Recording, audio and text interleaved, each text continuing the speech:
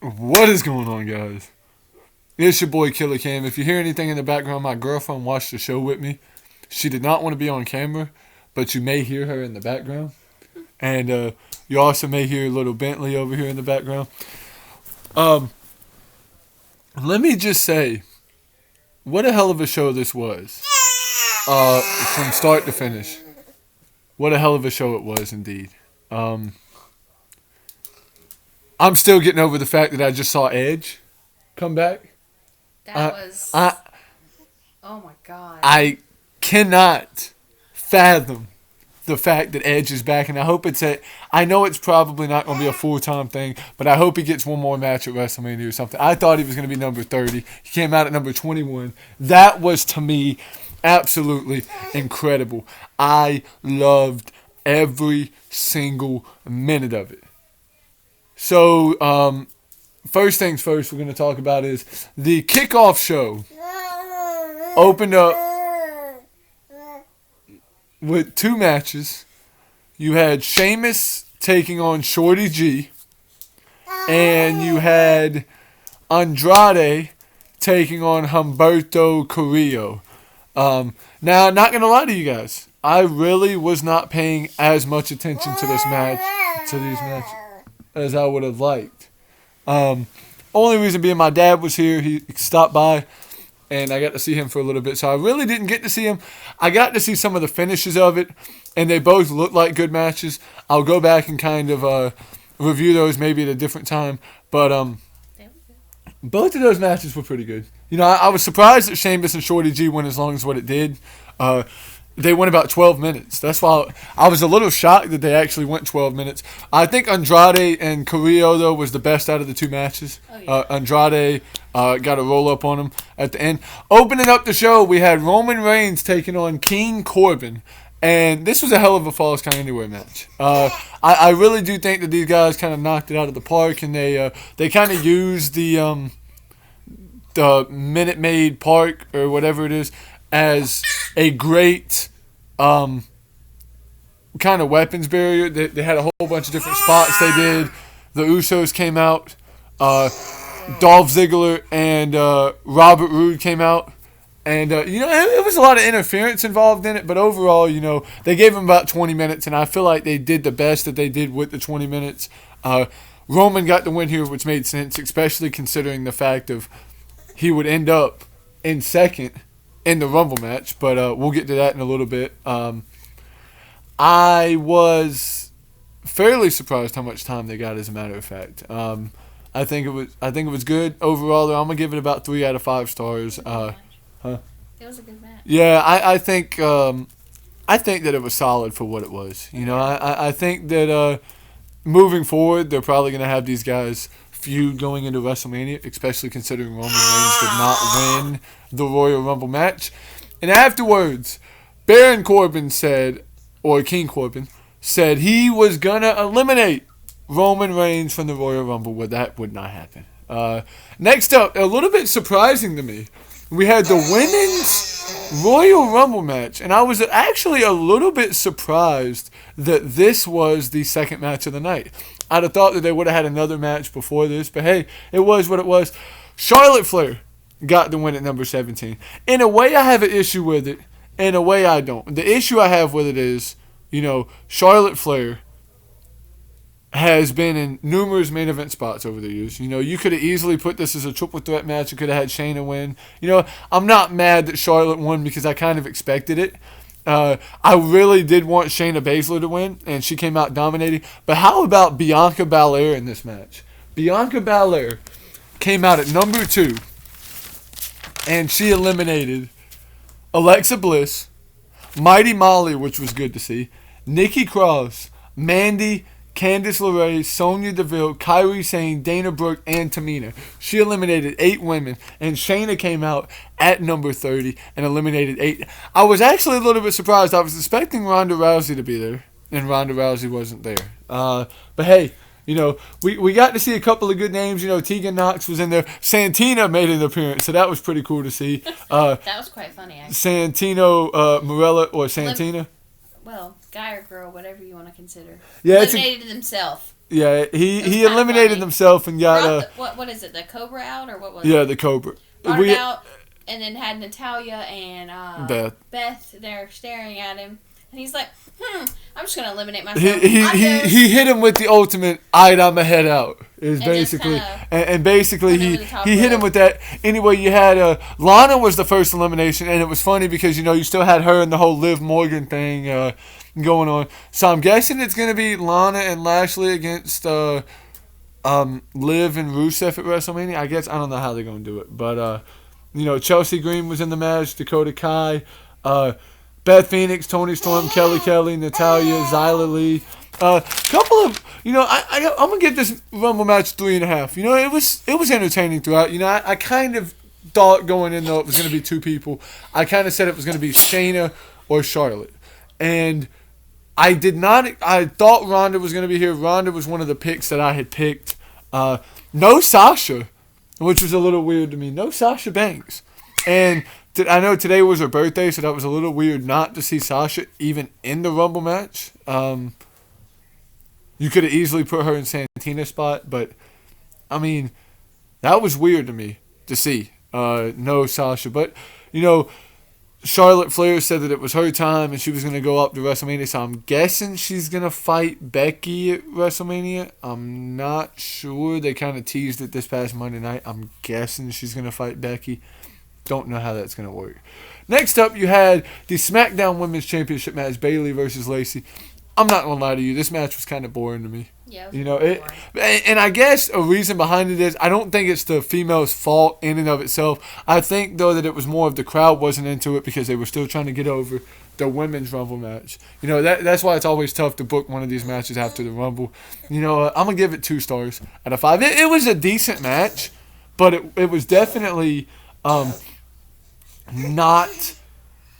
what I had expected it to be. I actually thought it was going to be a lot better. And if I'm not mistaken, I actually believe that this right here was the shortest. This was the shortest match of the night. Kickoff show, anything included. Shortest match of the night. And Bayley ultimately got the win, which I think makes sense. I guess Sasha's going to win an Elimination Chamber, or how they're going to do it. I don't know what they're going to do. I know they got a whole Saudi Arabia show, Super Showdown, that they're doing that they advertised. God help us, because the last 3 have been absolute dog shit. So, we're going to see what goes there. Next up, though, we're going to get to me what I thought was the match of the night, and that is the Universal Championship match between The Fiend and Daniel Bryan. This is arguably the best match I've seen out of The Fiend since he became The Fiend. They really, really utilized the strap, and I cannot emphasize that enough. I think it was an absolute phenomenal thing that they used the strap in this match, and Daniel Bryan really got a good match out of The Fiend, and The Fiend really earned the win here. There was one spot in the match that I thought was absolutely phenomenal where Daniel Bryan looked like he was going to hit him with a running knee, and The Fiend caught him with a Sister Abigail, and Daniel Bryan was able to kick out. How he was able to do that, I don't know. It was a couple near falls where, I thought The Fiend was going to win, but there was a couple times where doubt kind of crept up in my mind, and I thought, hey, maybe Daniel Bryan's going to pull this one out. But in the end, The Fiend ended up getting the win, which I think was the right call, right decision. The Fiend won. As much as I would have liked to see Daniel Bryan win this match, The Fiend ended up winning this match. Overall, though, I'm going to give it about 4 stars out of 5. I think that it was a fantastic match for what it was, and arguably, to me, the match of the night. Let's get into this now. Becky Lynch taking on Asuka for the Raw Women's Championship. Shadows in your video. This right here, this match was good. It was not as good as the match at the Rumble last year, and that's still fresh on my mind, having just recently watched the 2019 Rumble. But this was quite a match. These 2 women really killed it, and it was the better of the 2 women's matches. The crowd was into it, But there was no doubt in my mind Becky was going to win this match. It was a great match. Becky, ended up making her tap out to the disarmer, which I was surprised. I thought it was going to end in a pinfall, but Becky made her tap out to the disarmer, so that was always great to see. Becky won. Now we get to the match that I wanted to spend the most amount of time on. We get to the men's Royal Rumble match. And boy, oh boy, was I right on this. Thank God it was Drew McIntyre. Thank you, God. I'm glad it was Drew. But the thing that I liked but didn't like, Brock Lesnar came out at number 1 and eliminated 13 men. So the Rumble was kind of boring at first, and it kind of dragged on because you kind of expected it. You know, I thought there was a scare there when New Day and Mysterio came out, that it was going to be good. You know, big ups to Brock, though, because he really did impress me tonight with 13 eliminations. Oh, yeah. You know, it's not easy to get it. He did tie Braun Strowman's record. I thought he was going to get one more and break the record, but, I mean, it was always great to see. But how about, you know, they said that Rusev and Bobby Lashley weren't going to be in the match because of a brawl that they had.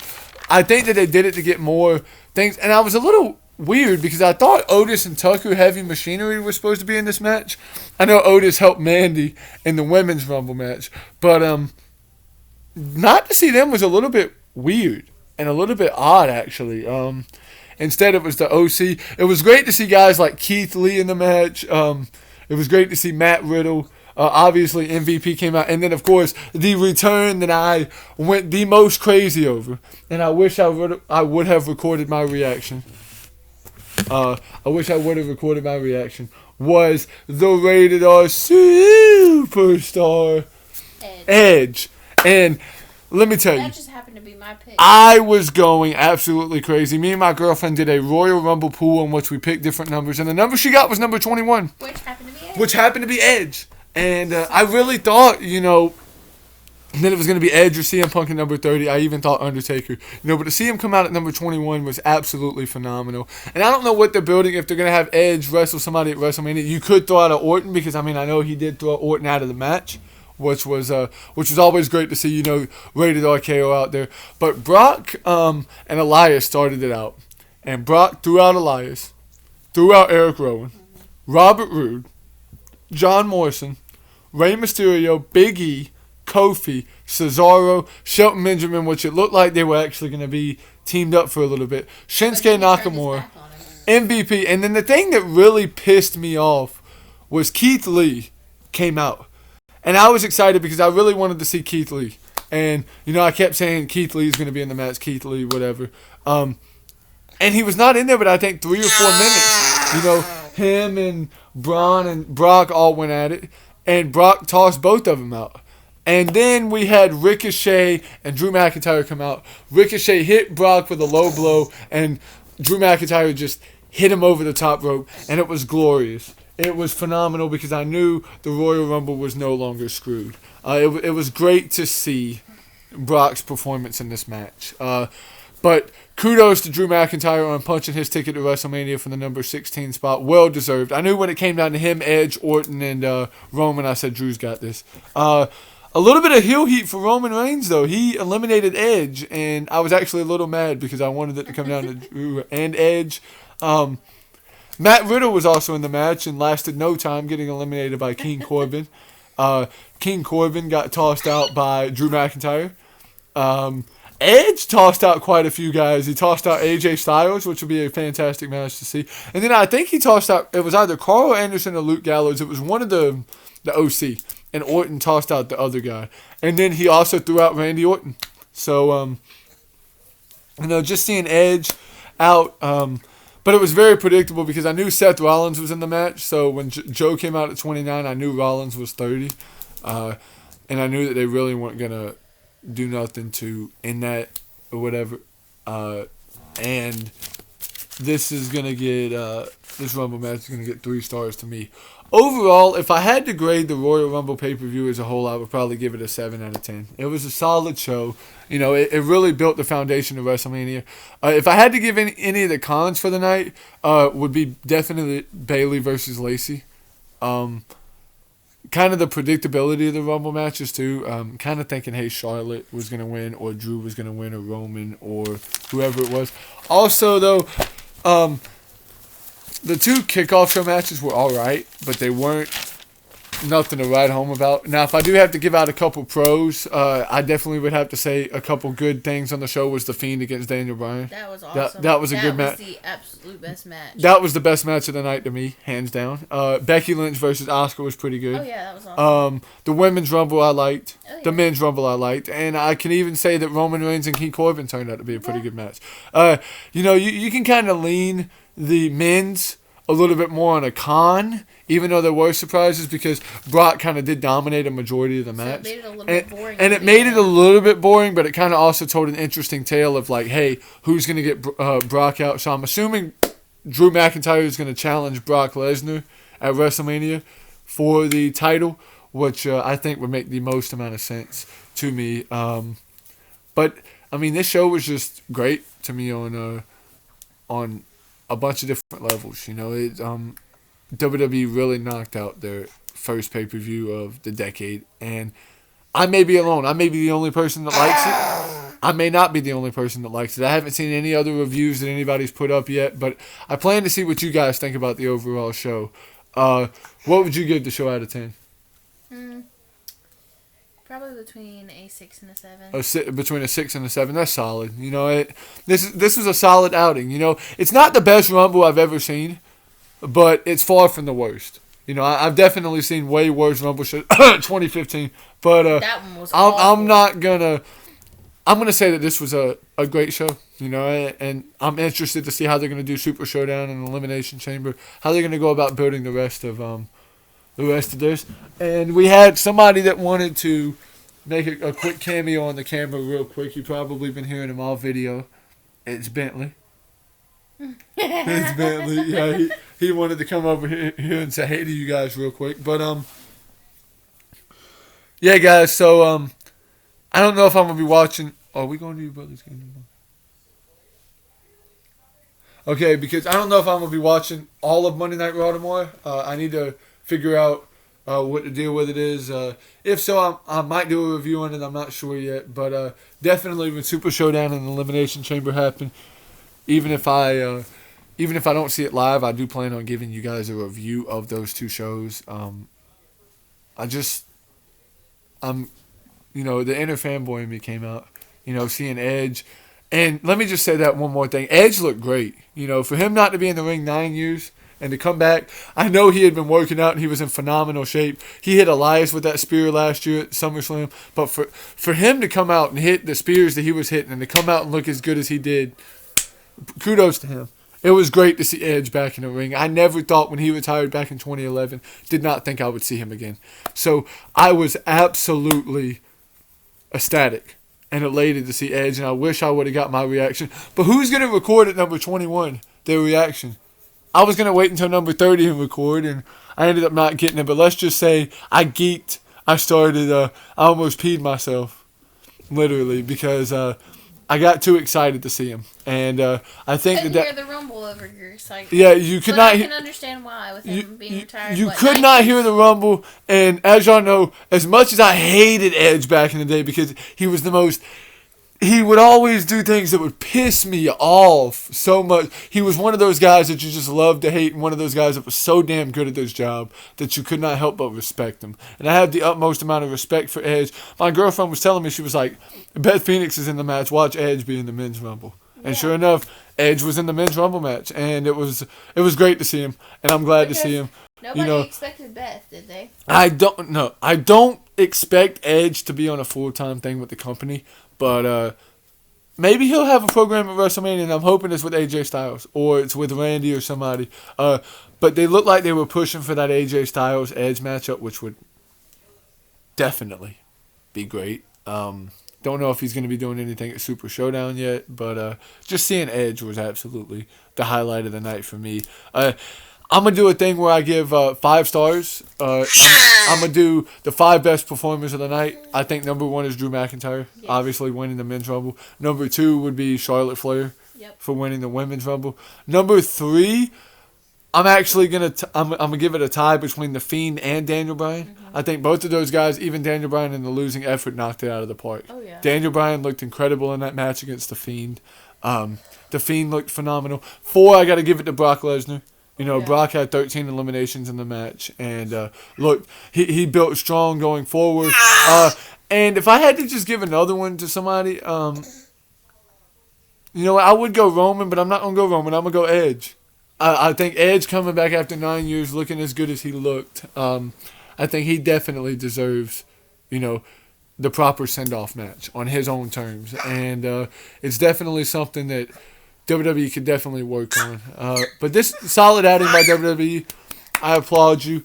Now, maybe if I go back and watch the show, like, in a month or two, or go back and look at it, maybe I won't like it as much. But just looking at it live and reviewing it in the moment, fantastic. Absolutely phenomenal. And this was actually a Rumble I was anticipating and waiting for, and they delivered, you know, and that's a solid effort by WWE. Well, guys, hope you guys enjoyed the review. I'm not going to take up too much more of your time, but let me know what you guys thought down in the comment section of Royal Rumble. It was definitely great to see Edge, and I'm glad that he's back in the WWE. Peace.